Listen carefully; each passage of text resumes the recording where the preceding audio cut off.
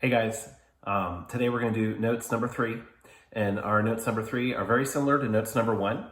They are, instead of adjective endings with der and der words, they are the adjective endings with ein and the ein-Words. So ein is our word for but we have some additional words that we call ein-Words that behave exactly the same. That would be kein, which means none or zero, zilch. And we have the possessive adjectives, mein, dein, sein, ihr, unser, euer, and ihr. So we are going to get our cheat sheet out. I believe we have filled this out already by the time you're watching this, but I'm going to fill it in with you. And I have a couple examples to show you. And remember, in German 2, for the duration of German 2, you can use that cheat sheet. You can use it on any quiz or test or any homework or anything. It never goes away. So we don't really focus on memorizing the endings, but simply using the endings. I've got my clipboard right over there. Let's fill in our endings and do a couple examples. Okay, so here's the chart that we had filled out in notes number 1, the words for the, and then the endings. And remember, our choices with the der and der words, adjective endings, were simply either e or en. It was a flip of a coin. Things get a touch more complex here with the adjective endings after ein and ein-Words. All right, I went ahead and filled in our words for We've seen these a bunch. We've been learning these since German 1A. We should be fairly familiar with them, but again, you can keep this out on your desk at all times throughout all of German 2B. It's not bad, right? We'll fill in our chart with the endings we always love. And I apologize for the Christmas colors with the green and the red, but my green marker went missing. So if your noun is plural, dative, or genitive, you're still in luck. Your ending's going to be en.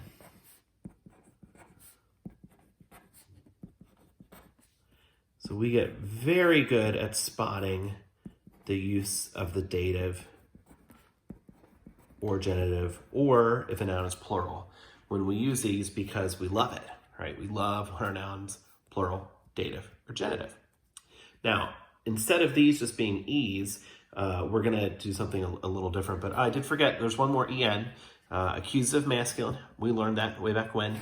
The der becomes dein, the ein becomes einen, so we use our en again here. Okay, so the last few boxes had been just e's, okay? Now, we're going to keep that going here and here because we kind of associate the letter E with the feminine gender in German. Ein becomes eine, okay? So we're going to keep our E there, but we do have different endings in these 3 boxes. And the reason for that is when you look back at your words for the and we have a bit of an issue. Ein, and ein are the same word, whereas their equivalents in the for the der and der words are der, das, and das. They sound different. So since you can't reflect the gender with your ein word, you're given an opportunity in German to reflect that gender down here in your adjective ending. And that's what we do. So instead of an E or an en, the letter that sort of sounds masculine is going to be the R. So if your noun is the subject of the sentence, if it's nominative and its gender is masculine, after the word for you're going to put not just an E or an en, but an ER on your adjective for your adjective ending. Now, I bet you can guess what we're going to use to demonstrate that our noun is neuter, if it's neuter. We're not going to put an E or an en or an ER. We're going to do an ES. So we have a little opportunity here to show the gender where our words came up lacking. So those are your adjective endings now. What we learned with the ders still holds. Plural, dative, genitive, we're in luck. Masculine accusative, en, we're used to seeing that be an n. We've known that since 1A. This is the new stuff right here. I've got a couple examples for you.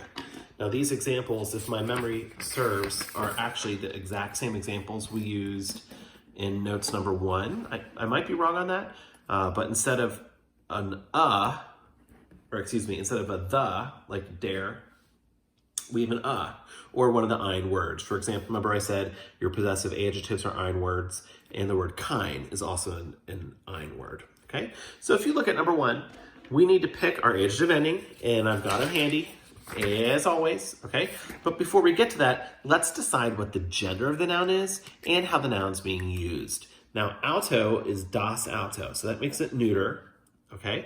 And if you read the sentence, my red car is very cool, you have to decide if my red car is the subject of the sentence or if it's the object of the sentence. And my red car is the subject. I've conjugated my verb ist based on my red car, because my red car is an it, we would basically say. So since this is the subject, it's nominative. So if my noun's nominative and it's neuter, I'm going to use es as my ending. So auf Deutsch sagen wir, mein rotes Auto ist sehr toll. Let's try number 2. Now we know the gender of man, because our genders do align when we're talking about humans. The paper is for an old man. Now, instead of having to worry about subject or object, we have a red flag right there. Für is an accusative preposition. It's the F in our acronym DOG-FU. So any noun that's going to come after für is going to be accusative. So man is therefore automatically accusative, which is why I used einen for my word and that's going to give me my ending here. Accusative, masculine, an en. Now take a sec and pause the video and see if you can try the next 3. And I'll jump right back in here in 1 sec.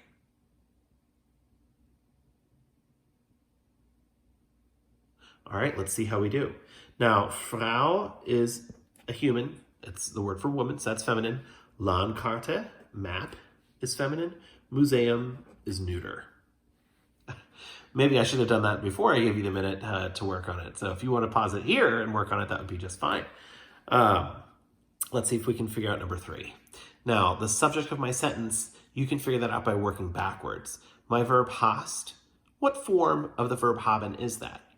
That is the do form. That's the you form. So you, do, made me conjugate the verb that way. That makes do the subject. Okay. Do you have our new map? So if I'm asking if you have our new map, that makes map an object. And it makes it the direct object. The direct object can always be found or often be found by asking what after the verb. So do you have what? What do you have? The map. So Landkarte is the direct object, which makes it accusative. Accusative, and the noun is feminine, gives me a letter E. Hast du unsere neue Landkarte? Try number 4. Ich helfe einer schön, we need our ending, Frau. Now, there are 2 ways you could solve this one. First, you could just look at einer, and if I'm going to, now we know Frau is feminine. If I'm going to use einer with a noun that's feminine, it shows, it's going to show up either here is dative or here is genitive. You could be clever and stop thinking right there and think, well, shoot, I don't need to decide if it's dative or genitive. Either way, it's going to be an en because there are always ens. You could solve it that way. We'll go ahead and put the answer down. The other way you could solve it is if you remembered something special about helfen.